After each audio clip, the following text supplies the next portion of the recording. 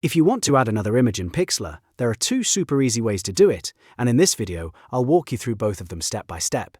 This is really useful if you want to place a logo, overlay, sticker, photo, or any other graphic on top of your main design without starting over from scratch. By the end of this tutorial, you'll know exactly how to bring in a second image, make it a new layer, and keep editing it freely inside Pixlr. If this video helps, please hit the like button and subscribe for more quick software tutorials. Let's jump right in. First, open Pixlr and load your main background image. This is the image you already want to work with, and it will be the base layer of your design. Once your canvas is open, go ahead and find the second image you want to add. You can locate it anywhere on your computer, such as your desktop, downloads folder, or a project folder.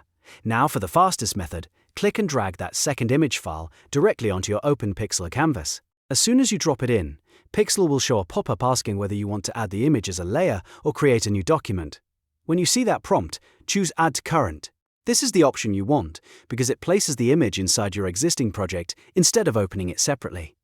Right after that, your image will appear on top of your background as a brand new layer. That means you can move it around, resize it, rotate it, or position it wherever you want without affecting the rest of your design. If you just need a quick and easy way to combine two images, this drag and drop method is the fastest option. Now let's go through the official manual method inside Pixlr, which is perfect if you prefer using buttons and menus. On the right side of the editor, look for the Layers panel. This is where all of your image layers are managed. In the top corner of that panel, click the plus icon. A menu will appear with several options, and from that list, select Image. After that, Pixlr will let you browse your computer for the file you want to add. Choose the second image from your folders, and open it.